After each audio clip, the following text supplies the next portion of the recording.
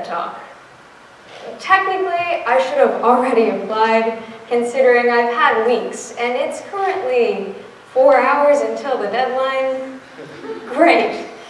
I sit down and proceed to stare blankly at the screen for a minimum of 10 minutes, and then in true procrastinator perfectionist fashion, I get halfway through a sentence and then spend another 15 minutes on thesaurus.com looking for the exact word, ignoring everything that is not immediately involved in my ultimately unobtainable pursuit of perfection. This cycle continues until a minute until the deadline, and at 11:59 and 17 seconds, I submit the worst application known to humankind. And yet somehow, I seem to be standing here anyway. Script very freshly memorized, hopefully sufficiently, we'll see how it goes. Like I said.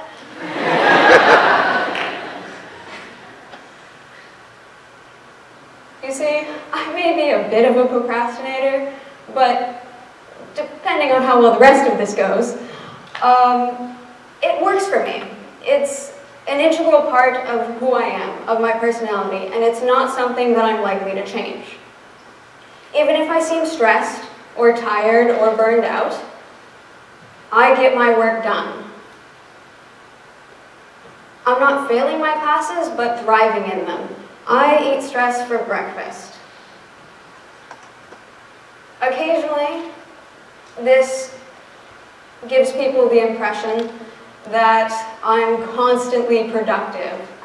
But spoiler alert, I'm not. 75% of the time, I'm not working on the thing that I should be working on.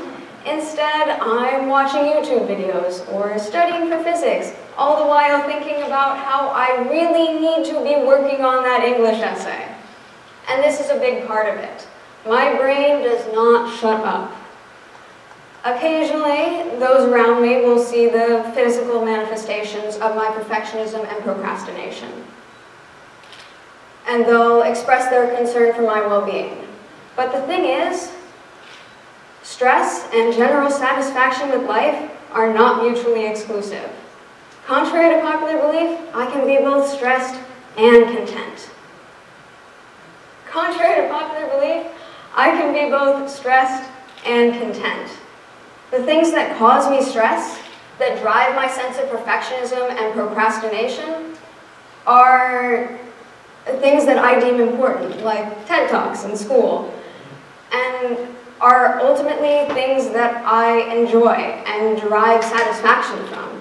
If I didn't, then I wouldn't be stressed about it. No, I'm not saying that this method works for everyone, or that it's the best way of doing things, obviously. But there are undoubtedly better methods of productivity.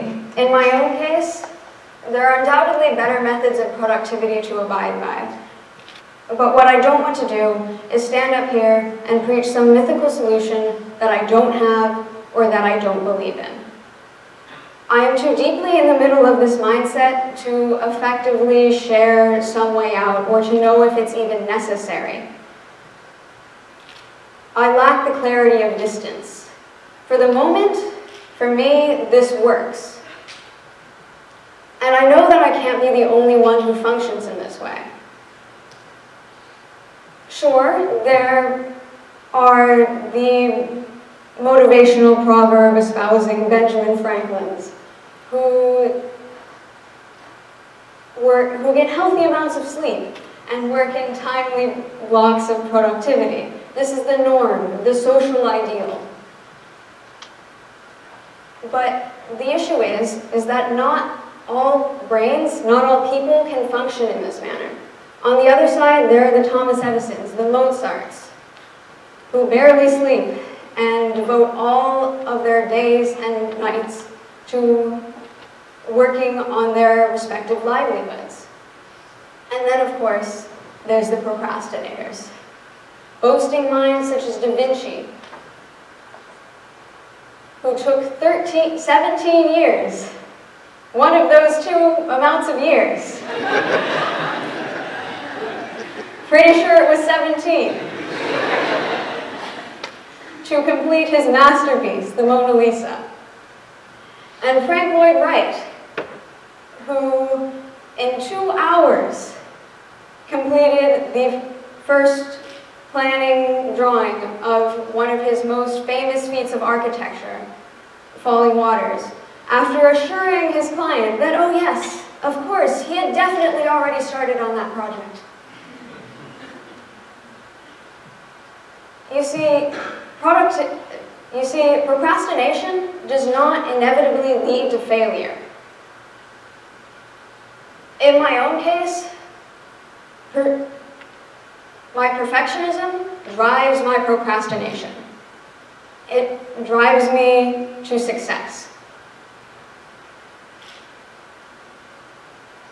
It compels me to stay up an extra hour, or 2, or 6, to work until the last possible second, improving and changing and perfecting whatever it is that I may be working on, everything humanly possible. And yet it also keeps me from starting.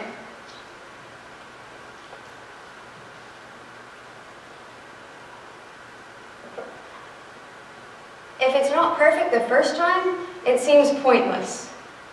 If nothing else, it's inefficient. And the only real solution to this mindset is to sit down, metaphorically superglue myself to the desk chair, and do it. Just like many of the great minds of our history, today's high school students share the same mindset of perfection. Many of today's high school students share the same mindset of perfectionism and procrastination and the tribulations associated with it. They're told that they must balance taking all of their AP courses, finishing their homework on time, participating in extracurriculars, and at the same time eating their breakfast, getting to bed on time, and of course flossing their teeth. The point is, there is no one right way to be productive, even if it means finishing your TEDx application at 11:59 and 17 seconds. Thank you.